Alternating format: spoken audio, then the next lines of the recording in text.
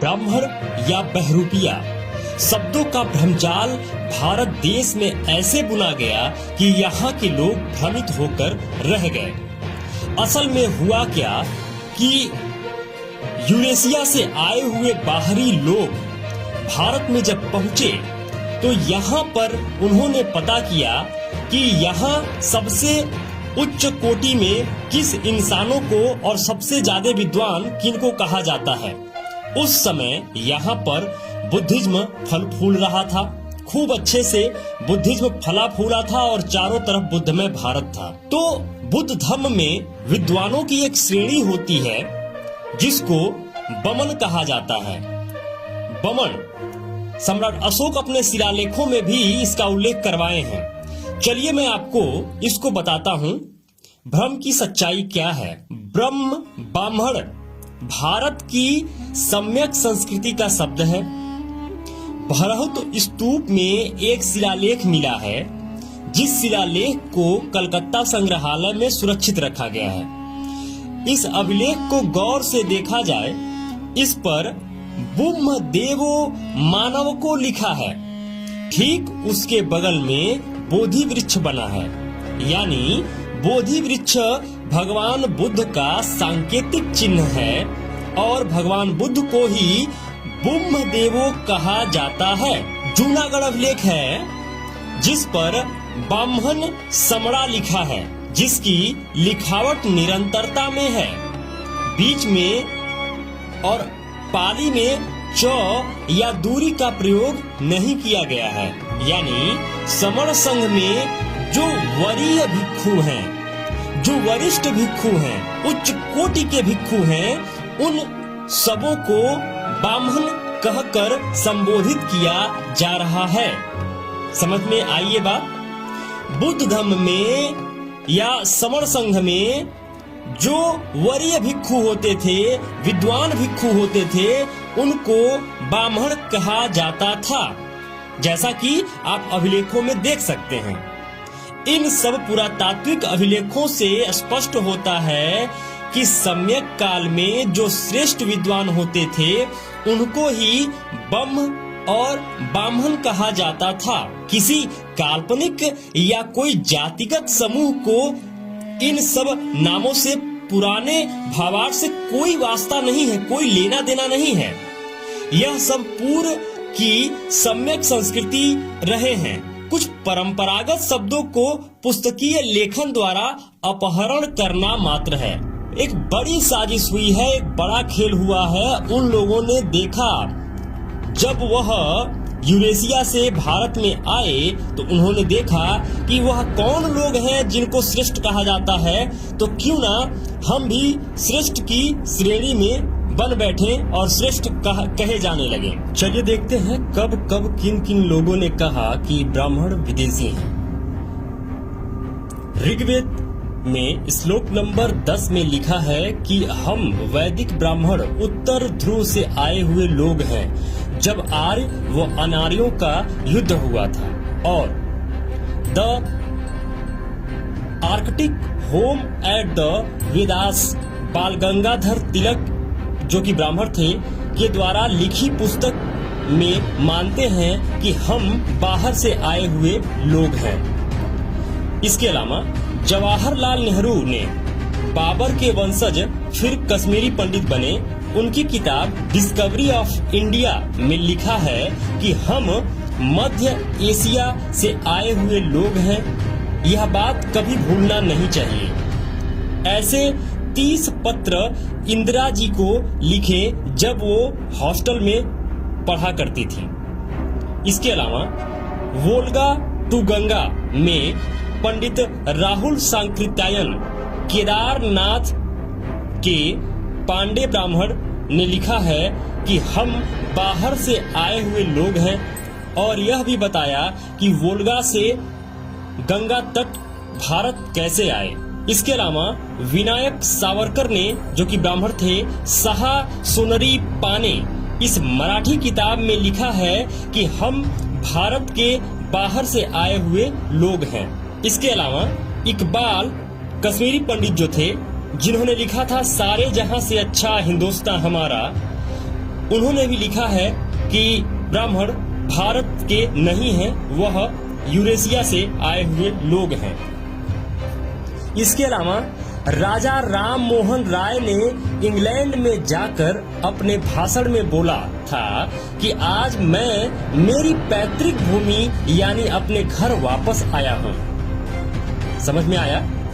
राजा राम मोहन राय ने इंग्लैंड में जाकर अपने भाषणों में बोला था कि आज मैं अपनी पैतृक भूमि पर यानी अपने घर वापस आया हूँ। इसके अलावा मोहनदास करमचंद गांधी जो वैश्य थे ने 1894 में दक्षिण अफ्रीका के विधानसभा में लिखे एक पत्र के अनुसार बोला, हम भारतीय होने के साथ साथ यूरेशियन हैं, हमारी नस्ल एक ही है, इसलिए अंग्रेज शासक से अच्छे बर्ताव की अपेक्षा करते हैं। इसके अलावा ब्रह्मा समाज के नेता शुभचंद्र सेन ने 1877 में कलकत्ता की एक सभा में कहा था कि अंग्रेजों के आने से हम सदियों से बिछड़े चचेरे भाइयों का आर्य, ब्राह्मण और अंग्रेज पुनर्मिलन हुआ है।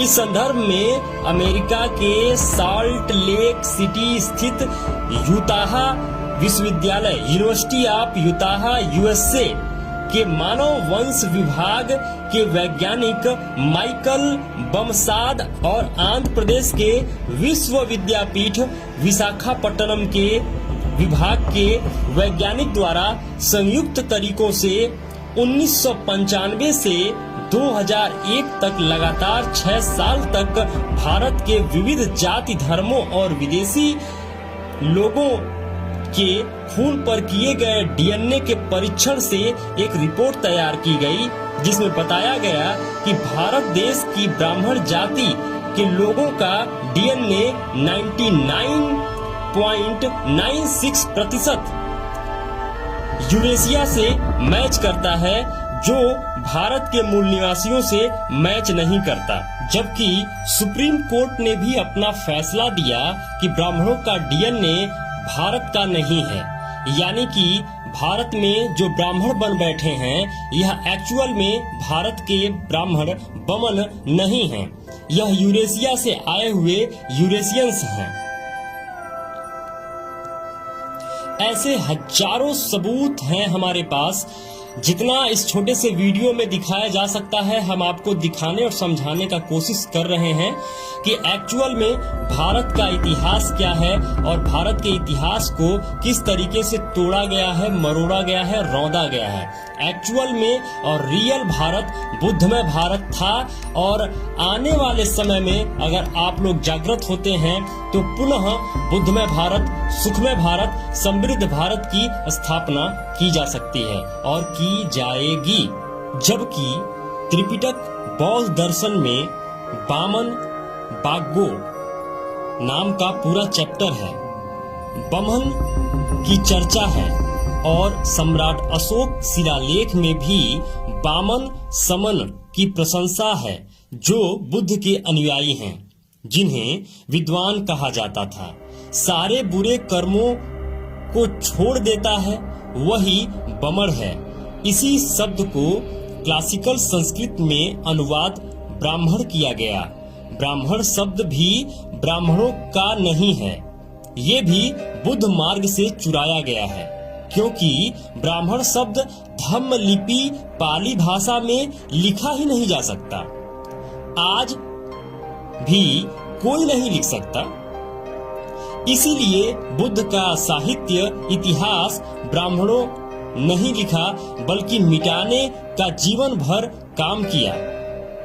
बुद्ध वो सत्य है जो जमीन चीर कर बाहर निकल आया। नालंदा विश्वविद्यालय आज भी चीख कर कह रहा है कि इतिहास तुम्हारा मिटाने का काम ब्राह्मणों ने किया है। बमन और पंडित ये शब्द पाली प्राकृत भाषा और लिपि दोनों में पाए जाते हैं। दूसरी तीसरी ईस्वी में उन पर संस्कार होकर बमन या ब्राह्मण हुआ। पंडित शब्द में कोई बदलाव नहीं हुआ। पाली भाषा में बमन और पंडित दोनों शब्द का अर्थ विद्वान ही होता है, ज्ञानी ही होता है।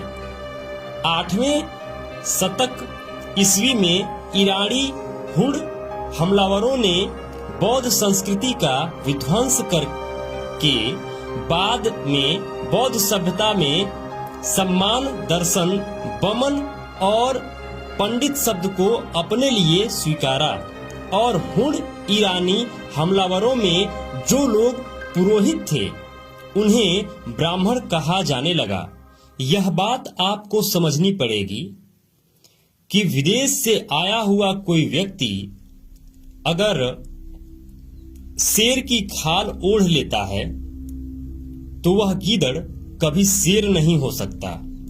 खाल हमारे और आप जैसे लोग आज नहीं तो कल उतार ही देंगे। तब वह क्या दिखेगा? तब वह निश्चित ही बहरूपिया दिखेगा, निश्चित ही वह गीदड़ दिखेगा। दुनिया के सबसे महान सम्राट अशोक के 9वें शिलालेख के आदेश 3री शताब्दी ईसा पूर्व सोपारा महाराष्ट्र में अनुवाद किया गया है। क्या लिखा है? दासों और नौकरों के प्रति उचित शिष्टाचार, बड़ों के प्रति श्रद्धा, जानवरों के प्रति नम्रता और बमन और श्रमणों के प्रति उदारता, इन्हें और ऐसे अन्य को नैतिकता का अभ्यास कहा जाता है। छत्रपति शिवाजी महाराज वास्तु संग्रहालय मुंबई का यह अवशेष आप देख रहे हैं जो सम्राट अशोक ने लिखवाया था।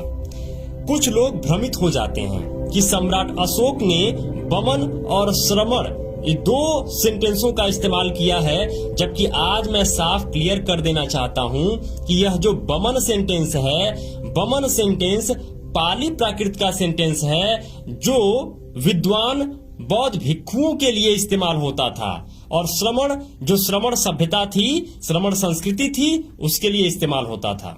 तो एक बात साफ और क्लियर है कि बमन और पंडित यह दोनों सेंटेंस जो है, यह दोनों शब्द जो है, यह पाली और प्राकृत का सेंटेंस है जो विद्वान भिक्षुओं के लिए इस्तेमाल होता था। तब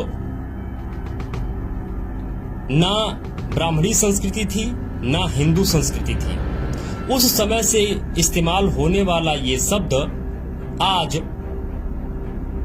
पाखंडी लोग अपने साथ लगाकर खुद को गौरवान्वित महसूस करते हैं। यह बात जब जन जन तक पहुंचेगी और लोग इसे समझेंगे कि भारतीय इतिहास में किस तरह का घोटाला और किस तरह का छेड़छाड़ हुआ है, तब वह जान पाएंगे कि असल में भारत की संस्कृति या प्राचीन भारत बुद्धमय भारत था और बुद्ध का भारत था। बुद्ध की वह 28 बुद्धों की परंपराएं जो सदियों से चली आ रही हैं, हजारों सालों से 28 बुद्ध की परंपराएं चली आ रही हैं, और गौतम बुद्ध के बाद इस समय हम लोग पूरी तरीके से इस सभ्यता से परिचित हो पाए। हमें जानना होगा, हमें समझना होगा और एक्चुअल इतिहास को जानना होगा, तभी भारत को फिर से बुद्धमय भारत, सुखमय भारत, सम्राट अशोक का विश्व विजेता भारत, सोने की चिड़िया भारत हम बना पाएंगे।